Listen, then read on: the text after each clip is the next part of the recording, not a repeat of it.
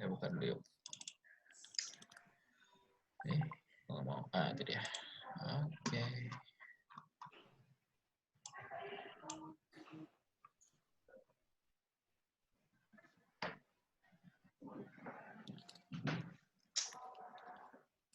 Belum pada ini ya. Itu dia Wina tuh.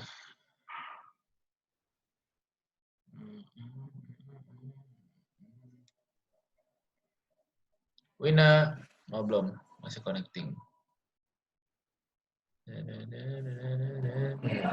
Kedengeran nggak Wina?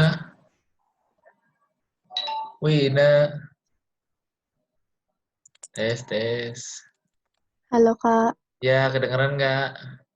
kedengeran. Mantap. Oke, yuk kita mulai aja. Ntar Angel bentar lagi kali ya. Jadi Angel sakit mau perut bahas Kak katanya. gimana? Sorry. Angel sakit perut. Oh, sakit perut. Ya. Oke, ya udah sambil dia melakukan bisnisnya ya. Kita lanjut dulu. Jadi mau bahas modul 2 dulu ya. Untuk yang modul kedua ini kan tentang abortus ya sebenarnya ya. Jadi modul kedua ini seputar abortus dan penyebabnya ya. Itu yang di kasus kamu saya belum lihat sih ini ya kalau nggak salah ya. Jadi ada wanita 24 tahun datang pembalut dia. Dia dari riwayat keguguran sebelumnya nggak ya? Nggak ada ya? Nggak ada Kak itu. Cuma baru pertama. Ano. Oh, G1. Oh iya. Oke, sip. Oke, jadi kita coba bahas abortus ya. Ya, jadi mulai dari definisinya dulu. Jadi gini, kalau di blog Objin ini kebetulan ada 2 jenis penyakit. Jadi ada penyakit obstetri sama penyakit ginekologi. Kalau penyakit obstetri itu semua penyakit-penyakit yang berhubungan dengan kehamilan kayak gini. Nah, ini kehamilan penyakit-penyakit yang seputar kehamilan. Jadi kamu bisa lihat kalau penyakit obstetri itu pasti pasiennya datang dengan keluhan wanita hamil G berapa, P berapa, A berapa. Nah, itu udah pasti kelainannya obstetri gitu. Nah, kalau ada kelainan-kelainan yang seperti itu agak sedikit ribet. Kenapa? Karena prasyaratnya lebih banyak, kayak kan perlu anatomi dari reproduksi udah pasti, terus habis itu anatomi dari pembentukan janin dan lain sebagainya gitu. Ya, jadi itu agak lebih panjang. Kalau yang penyakit-penyakit ginekologi itu kayak yang pertama, jadi penyakit ginekologi itu nggak perlu ada GP sekian, paling kalau ada P-nya doang gitu dan A-nya ya, karena berhubungan dengan riwayat penyakitnya nanti. Terus baru nanti dijelaskan penyakitnya apa gitu, oke? Nah di sini sekali lagi penyakitnya adalah penyakit obstetri ya. Jadi gimana? Enggak ya? Penyakit obstetri itu gimana Kak? Betul. Ya penyakit obstetri ya. Nah, jadi per definisi ya, abortus itu adalah ini nih, berakhirnya kehamilan dengan cara apapun sebelum janinnya dapat bertahan di luar rahim ya, atau kalau bahasa Objin ini mah janinnya belum viable ya, gitu atau belum cukup kuat untuk bertahan di luar rahim gitu ya. Nah, biasanya yang kita anggap sebagai abortus itu bisa 2, usia kehamilannya atau usia lahirnya kurang dari 20 minggu, jadi udah pasti di trimester pertama, atau yang kedua berat badan lahirnya kurang dari 500 gram gitu. Jadi begitu ada salah satu dari ini kita curiga berarti pasiennya itu abortus ya. Gitu. Nah, terus berikutnya sebelum masuk ke klasifikasinya, kita coba lihat etiologinya ya. Sebentar, saya buka satu PPT dulu biar kalian ini bisa lihat. Mana ya? Abortus. Nah, ini. Nah, ini saya sekalian, ini versi lebih ringkasnya ya. Jadi nanti filenya ada 2 ya. Ada yang pertama itu ini ya, ini buat PPDS sebenarnya, tapi gak apa-apa, cukup bermanfaat juga. Jadi tadi ini ya, ancaman atau pengeluaran hasil konsepsi sebelum janinnya dapat hidup di luar kandungan. Terus usia kehamilannya kurang dari 20 minggu atau di sini 22 minggu kalau dari WHO, tapi kita pakainya tetap yang ini ya. Oke, yang dari konsensus dan Permenkes juga kita pakai ini. Oke, secara epidemiologi, abortus itu kemungkinan terjadinya cukup tinggi ya, 15-20% kalau di Indonesia ini, bahkan bisa sampai 40% ya, apalagi kalau dia sudah ada riwayat aborsi sebelumnya gitu. Oke, Putu, selamat hari raya Nyepi Putu, kemarin ya. Iya, makasih Kak. Ya, sama-sama. Si Angel bukan ya? Angel. Oh, belum audionya. Angel. Malam, geng. Mau ngapain kita? Belajar. Instagram live ya. Ya. Oke, kita lanjut ya. Nah, jadi untuk etiologi dan faktor resikonya itu banyak sekali ya. Kemungkinan ini list kemungkinannya ya. Nanti penjelasan lengkapnya ada di Word-nya tuh di sini ya, ada faktor janin ya, penjelasannya apa nanti kita coba lihat. Tapi yang secara garis besar ini ya. Yang pertama paling sering itu karena kelainan genetik atau kelainan kromosom ya. Jadi kelainan genetik atau kromosomnya tuh bisa diploid, bisa delesi, bisa translokasi, lah, apapun itulah ya. Jadi ada kelainan dalam pembentukan kromosom janin. Ya kemungkinan besar itu menyebabkan pembentukan organnya jadi terganggu ya. Kenapa? Karena trimester pertama itu merupakan fase yang penting untuk organogenesis. Jadi itu faktor fatalnya pertama adalah kelainan genetik atau kromosom. Terus yang kedua ini kelainan dari segi ibu atau dari segi maternal ya. Dari segi maternal itu diantara lain misalnya infeksi berulang, misalnya kayak kemarin ada PID ya, pelvic inflammatory disease, salpingitis lah, cervicitis lah, di mana infeksi tersebut akan janin itu untuk implantasi dengan benar dan kesulitan untuk berkembang juga. Oke, itu pengaruh infeksi ya. Terus jangan lupa juga nih sedikit tambahan, kalau infeksi itu efeknya dapat merangsang kontraksi dari endometrium gitu. Jadi ketika si janin itu harusnya nempel di rahim, sama rahimnya malah dikeluarin gitu. Oke, jadi itu pengaruh infeksi ya. Terus berikutnya kelainan hormon. Kelainan hormon diantara lain ini hormon tiroid ya, yang lebih berhubungannya hipotiroid. Karena kita tahu bahwa hormon tiroid itu kan fungsinya untuk mengatur metabolisme. Kalau terjadi gangguan metabolisme, terutama pada aliran darah janin dan aliran darah fetal maternal, ya lama-lama akan terjadi gangguan pada mempertahankan janinnya itu sendiri gitu. Ya, jadi hipotiroid menyebabkan gangguan metabolisme sehingga janin sulit berkembang gitu. Oke, ya. Terus DM juga sama. DM ini penting kenapa? Karena kita tahu bahwa dulu pas kita belajar DM itu kan gulanya nggak bisa masuk ke sel. Ya, termasuk ke sel rahim atau ke sel janin. Jadi janinnya nggak sulit berkembang kalau nggak bisa dapat glukosa. Gitu. Oke. Terus yang ketiga, insufisiensi progesteron. Jadi pada kehamilan-kehamilan tertentu, kadar estrogen dan progesteron itu tidak bisa mencapai kadar yang seharusnya gitu. Karena progesteron ini penting, dia mempertahankan endometrium tetap tebal dan memberikan nutrisi pada janin. Jadi kalau progesteron ini tidak ada atau rusak, ya itu kemungkinan besar janinnya nggak bisa berkembang. Oke? Kak, boleh ulangin yang progesteron nggak? Boleh. Progesteron itu menjaga endometrium tetap tebal, ya gitu, dan memberikan nutrisi pada janin. Sehingga kalau nutrisinya kurang, ya kemungkinan janinnya tidak berkembang. Sama seperti poin nomor 3 nih, malnutrisi ya. Jadi kalau ibunya kurang makan makanan yang kaya protein, misalnya kurang gula, kurang vitamin, ya udah pasti kemungkinan resikonya meningkat, ya. Terus penggunaan beberapa obat-obatan, di antara lain tuh obat-obatannya ini nih, ya. Jadi misalnya obat-obatan antibiotik, terus beberapa kontrasepsi ya, seperti ya pil KB dan lain sebagainya itu apalagi. Terus berikutnya ini ya, yang toksin-toksin dari lingkungan juga bisa, oke? Ya. Terus kita balik lagi, faktor imunologi. Nah, faktor imunologi di sini tuh kalau misalnya pasiennya ada penyakit autoimun. Misalnya kayak SLE, kayak RA, ya. SLE sih terutama ya. Sama satu lagi kalau dulu masih ingat ada APS, anti-phospholipid syndrome. Gitu. Anti-phospholipid syndrome. Ya. Anti-phospholipid syndrome itu mirip seperti SLE. Kalau SLE kan itu ada auto antibody yang menyerang semua inti sel. Itu SLE. Kalau anti-phospholipid syndrome adalah penyakit di mana si auto antibody-nya itu akan menyerang endotel atau vaskuler gitu, bikin perdarahan gitu. Makanya kemungkinan besar pasiennya mengalami keguguran gitu atau abortus ya. Makanya di kasus kamu dia dicantumin nih.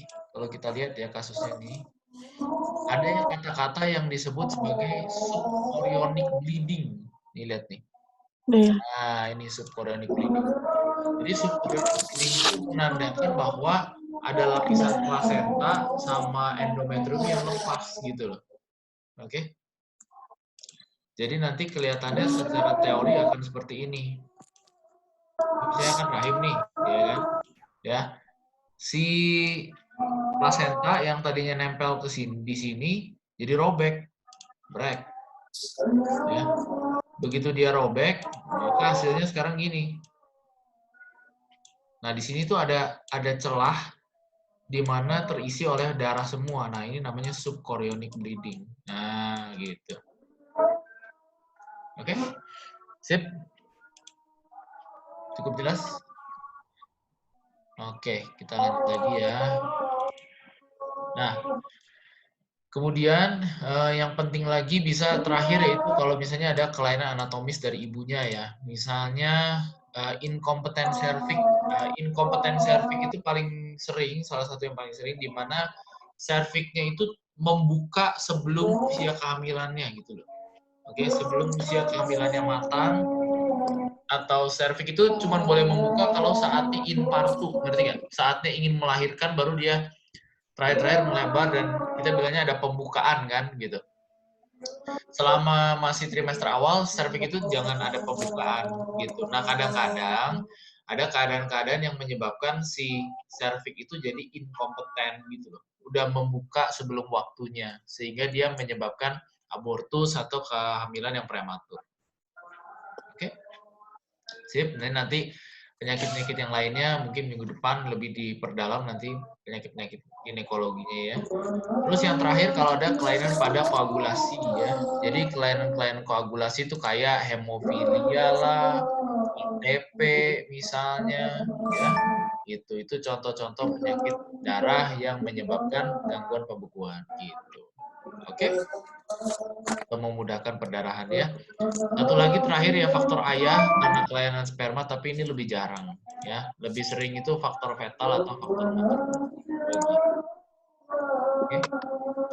Ada pertanyaan untuk etiologi dan faktor resikonya?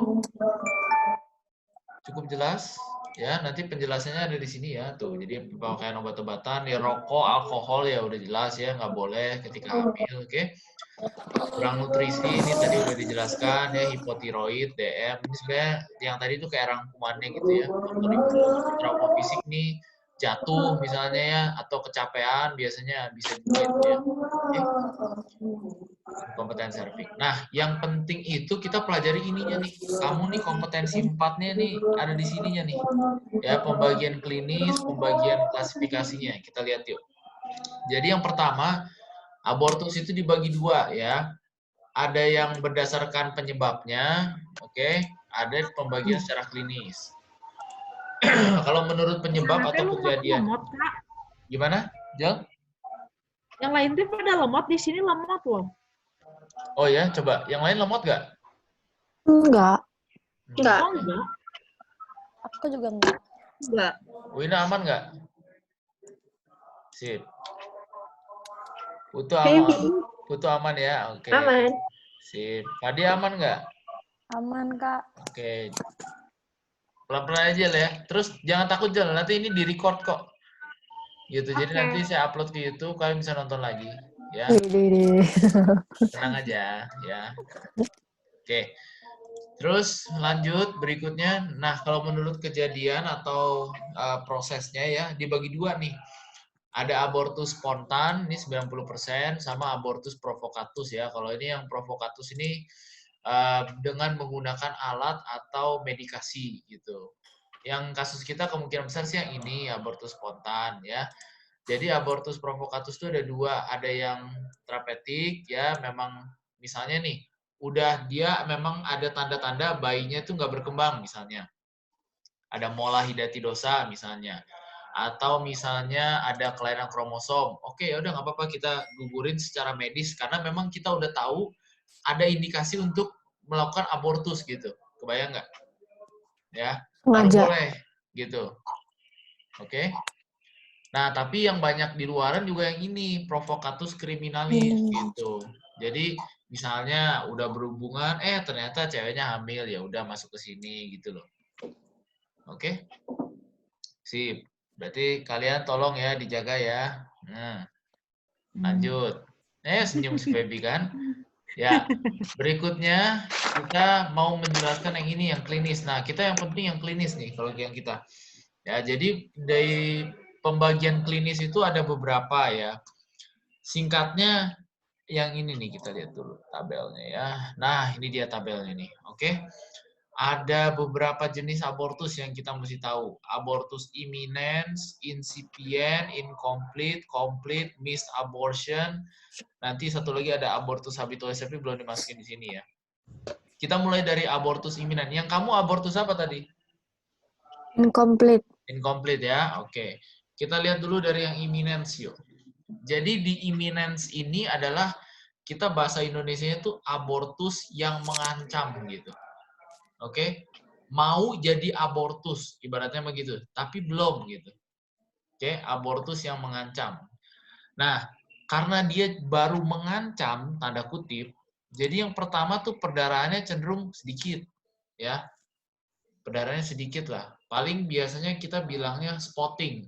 Jadi spotting itu cuma ada bercak-bercak gitu di pakaian dalamnya, atau misalnya ketika dia ke toilet pas buang air kecil tuh, nah ada sedikit bercak-bercak darah gitu. Jadi itu yang dimasuk sedikit ya, spotting kita bilangnya, oke?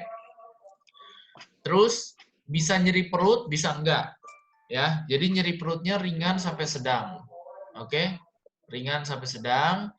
Dan yang paling penting di sini nih, dia kalau dilihat pakai inspekulo, dimasukin pemeriksaan inspekulo tahu ya? Ada yang nggak tahu nggak pemeriksaan inspekulo? Yang pakai ini bukan Kak? Ya. Alat? Bukan. Iya betul, yang pakai alat. Ya. Jadi yang kayak gini nih. Sebentar ya. Mumpung masih minggu pertama, jadi harus tahu ya, karena nanti tiap minggu ada istilah kayak gini. Nah ini pemeriksaan inspekulo ya. Tada. Oke, sip. Nanti asal juga ada misalnya inspekulo. Oke. Sip. Nah, pas dilihat, nah ini si pembukaan serviknya belum ada. Jadi sama sekali serviknya tuh nutup gitu. Artinya belum ada perangsangan pembukaan gitu. Oke? Nih lihat tuh. Ya, jadi belum ada dilatasi serviks di sini. Terus si janinnya ini masih bisa dipertahankan. Jadi janinnya masih ada di dalam uterusnya. Ngerti ya? Tuh, tidak ada ekspulsi jaringan konsepsi. Ekspulsi masih keluar gitu ya. Jadi janinnya masih 100% masih bisa sehat, sorry, masih ada di dalam uterus gitu. Jelas ya? Oke, terus lihat lagi. Nah, kalau pasiennya abortus imminens, biasa pasiennya masih bisa dipertahankan. Jadi pasiennya suruh pulang, bed rest, kasih vitamin, ya, kasih cairan yang cukup, dia masih bisa melanjutkan kehamilannya gitu loh. Nah, kalau dia dibiarkan atau misalnya pasiennya tanda kutip bandel gitu ya, dia jadi abortus incipient. Kalau abortus incipient tuh artinya abortus yang sedang terjadi. Kalau tadi kan abortus yang mengancam, mau abortus tapi belum.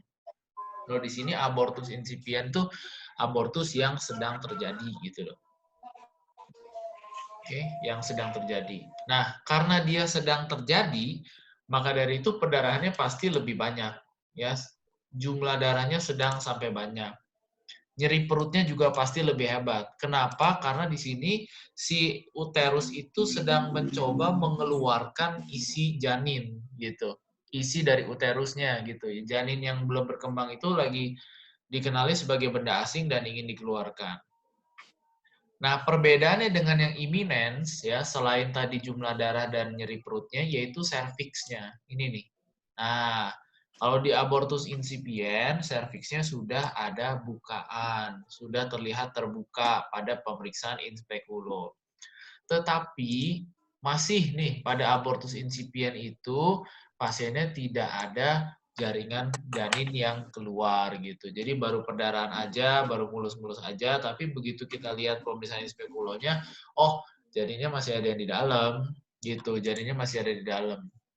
Oke? Tapi biasanya pun kalau sudah terjadi abortus incipient sudah sangat sulit untuk kita pertahankan, ya. Alias berarti nanti ujung-ujungnya pasiennya harus dikuret. Oke? Ya. Nah, yang pasien kita yang ini abortus incomplete. Abortus incomplete itu artinya sudah terjadi abortus setengah jalan gitu loh. Janinnya udah keluar setengah.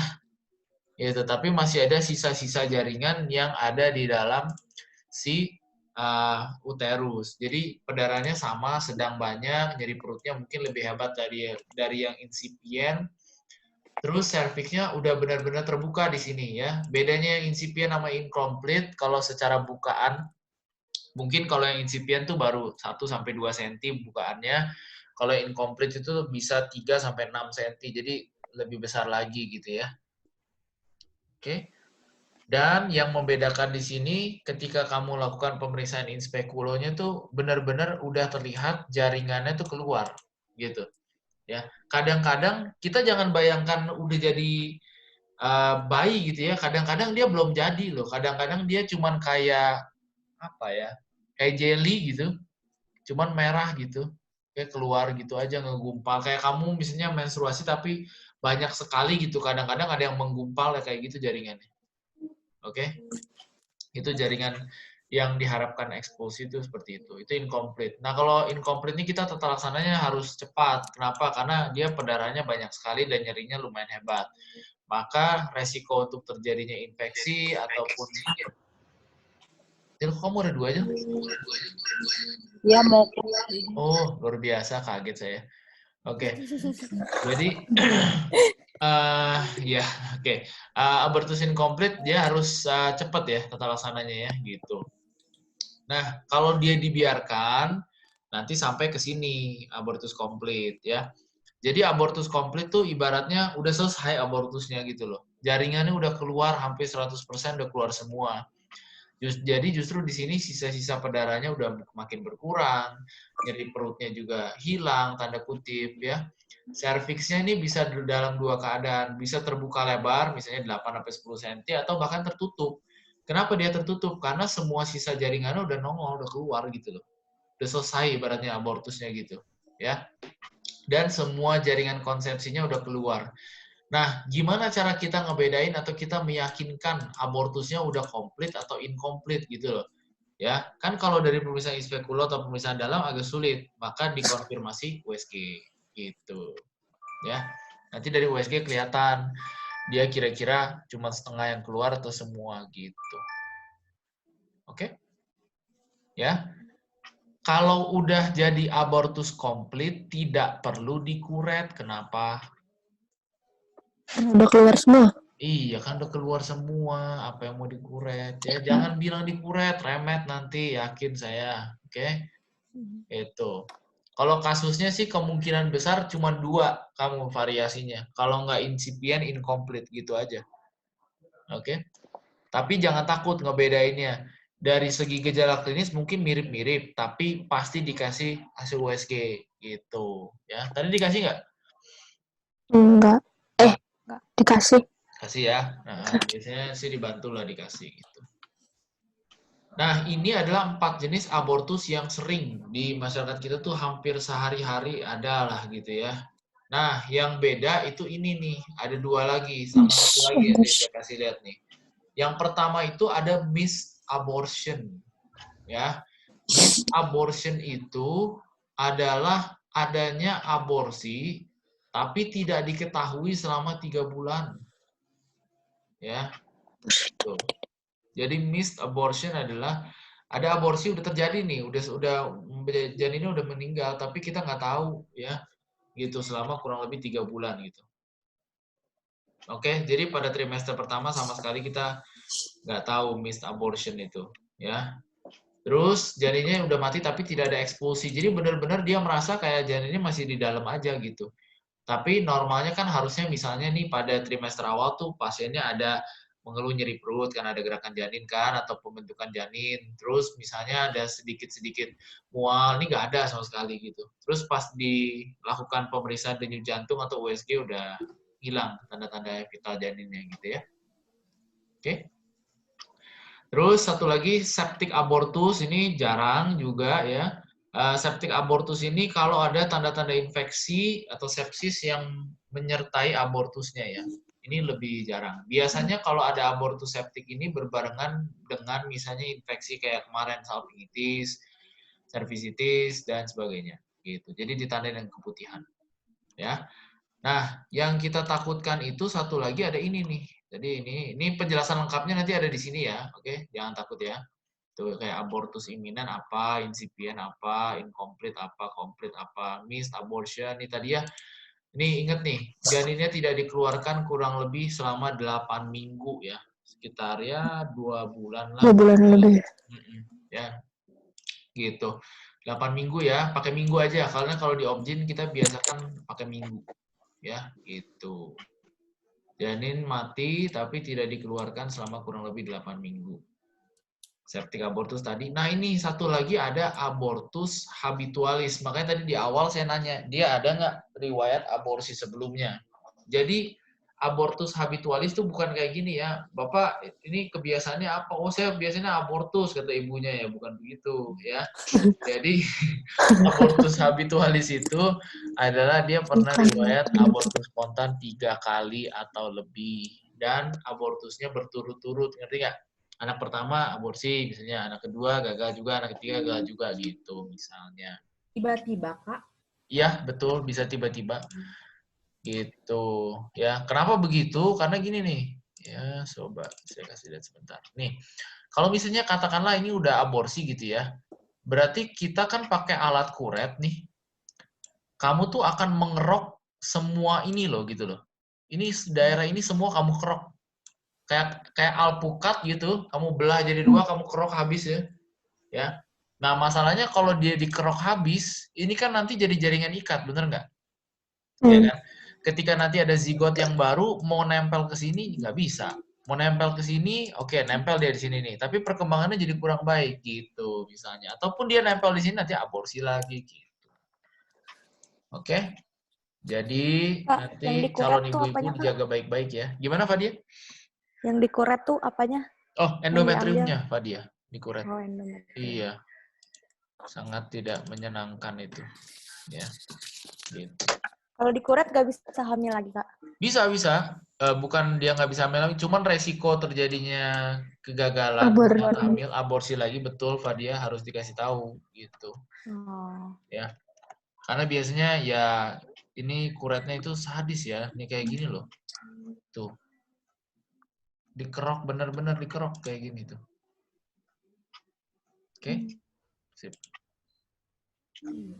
Gitu. Tapi bukannya endometrium tuh bisa itu ya, reepitel. Betul. Nah, dia kan terbentuk lagi tuh. Tapi yang dikeroknya ini kita harus sampai dalam, Pak, dia sampai sini nih. Tuh. Oh. Sampai stratum basalnya gitu. Jadi memang nanti ada regenerasi lagi, tapi tetap ada daerah yang tidak terregenerasi dengan sempurna. Itu yang kita takutkan gitu. Oke. Ya. Makanya rata-rata kalau pasien udah pernah kuret, kalau hamil lagi disarankan lahirannya sesar aja gitu, karena lebih disayat kan bayi langsung diambil gitu. Kalau lahir normal resiko perkembangannya lama, takutnya kita ada kelainan gitu ya. Sip. Ada pertanyaan? Cukup jelas. Feby, kasihan Mas Anis tuh. Dia hilang omset gara-gara kamu. Ya. Putu pulang nggak Putu? Besok, Kak. Oh, besok ya. Oke. Besok. Sip lah. Ya. Oke, kita lanjut ya. Nah, jadi berikutnya ini tadi abortus sudah. Ya, ini kalau mau pakai ini tabel penyebabnya juga silahkan aja ya. Terus, nah ini. Oke. Oke. Nah, jadi untuk patogenesisnya nanti saya coba jelaskan dulu ya. Tapi nanti nggak usah bingung, nanti saya buatin bagannya. Nah, oke. Jadi untuk patofisiologinya kita tinggal sambungkan dari etiologinya yang ini ya sampai jadi si lepas dari uterusnya gitu ya. Jadi hampir semuanya tadi disebabkan oleh kelainan genetik ya. Jadi kelainan genetik itu tadi bisa delesi, translokasi, triploidi, duploidi dan lain sebagainya. Sehingga nah ini yang kata-kata yang kamu harus cantumkan ya. Apapun penyebabnya, kata-kata terakhirnya sebelum bikin abortus tuh harus ada ini nih. Adanya perdarahan ke dalam desi2 basalis yang menyebabkan nekrosis pada jaringan sekitar sehingga ovumnya terlepas dan merangsang kontraksi. Ya. Desi2 basalis itu adalah bagian endometrium yang pertama kali diimplantasi oleh janin. Saya ulang lagi ya. Bagian endometrium yang pertama kali diimplantasi oleh janin. Jadi di sini nih. Yang Ya, implantasi itu teh apa sih diimplantasi Kak? oleh Lupa janin. lagi. Ditempeli. Oh. Kayak gini jadinya. Nih, berarti sebelum ada bayinya ya. Bayinya berarti nempel di sini dulu kan pertama kan? Nah, ini daerah endometrium yang ditempeli oleh plasenta dan bayinya itu namanya desi2 basalis. Nah, ini loh. Oke, Jol? Sip ya, ini desi2 basalis. Begitu. Oke? Sip? Ya. Jadi sekali lagi saya ulang ya, untuk patogenesisnya nanti tinggal disambungkan dari etiologinya. Ya, memang nggak terlalu panjang, tergantung dari etiologinya, tapi kata-kata ini harus ada. Ya, adanya perdarahan ke dalam desi2 basalis yang menyebabkan nekrosis jaringan sekitar sehingga ovumnya akan terlepas dan merangsang kontraksi. Boom, keluarlah. Nah, tadi perdarahan dan nekrosis di desi2 basalis itu, itulah yang kita sebut sebagai subchorionic bleeding. Nih, ya. Jadi Perdarahan di mana, Kak? subchorionic bleeding itu adanya perdarahan desi2 basalis di belakang plasenta. Nah, bilangnya gitu. Oke. Perdarahan desi2 basalis di belakang plasenta. Oke. Jel dapat data ready, Jel? Iya, sama putus. Aduh, mohon maaf ya semangatnya. Kalian sama dia gimana pakai Zoom? Iya, Ya, nanti pertemuan kedua. pertemuan kedua, Kak. Oke deh, sip.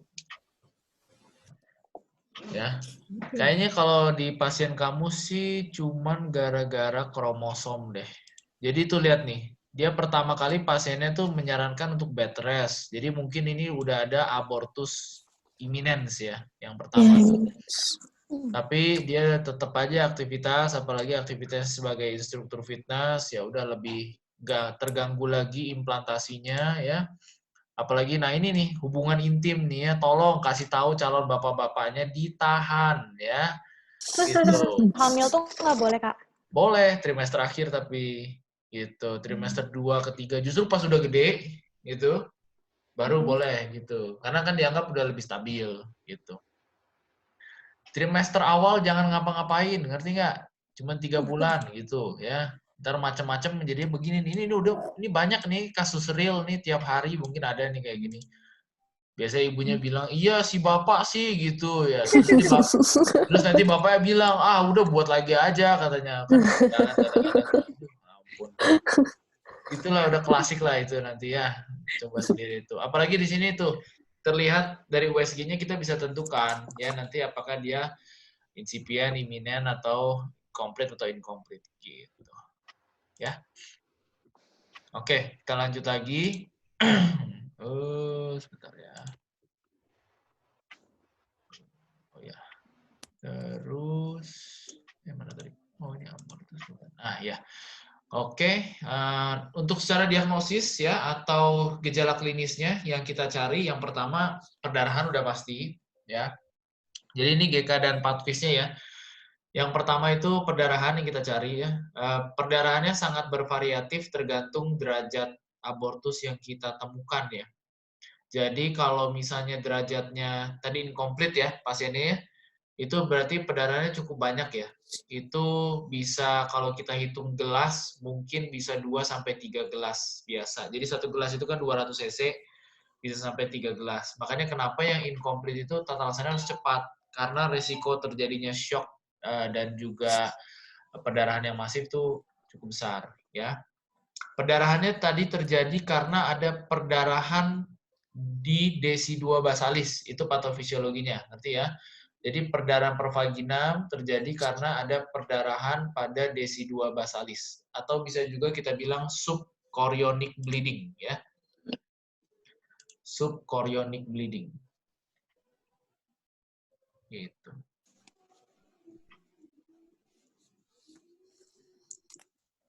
Oke, lanjut. Berikutnya, perutnya nyeri dan kaku. Ya, ini hasil dari kontraksi uterus yang terus-menerus untuk mengeluarkan sisa konsepsi, gitu ya. Oke. Kontraksi uterus yang terus-menerus untuk mengeluarkan sisa konsepsi. Oke. Ya. Terus yang Kak, ketiga, konsepsi itu nama lainnya janin kan betul maksudnya? sekali. Ya, konsepsi itu bahasa baku untuk sisa janin lah, gitu kita bilangnya. Ya. Terus pengeluaran sebagian besar dari produk konsepsi ya ini tadi karena ada yang incomplete biasanya ya ini ya, oke, pengeluaran sebagian.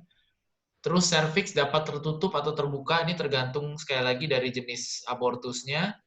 Dan yang terakhir ini nih, ukuran uterusnya lebih kecil dari seharusnya. Maksudnya ukuran uterus lebih kecil dari seharusnya itu gini nih. Jadi, ya, uterus itu dia punya tinggi uterus, bentar. Kita bilangnya tinggi fundus uteri ya. Pernah dengar ini nggak? Enggak. Pas gambar doang tahu. Iya, ini. Nah, jadi nanti, ini saya cantumin deh nanti. Ini harus dihafal. Ya, ini nanti ada, sebenarnya ini kuliah dokter Aloy sih, cuman ya mohon maaf, mungkin dia agak nggak jelas ya. Nah, ini salah satunya. Jadi, keadaan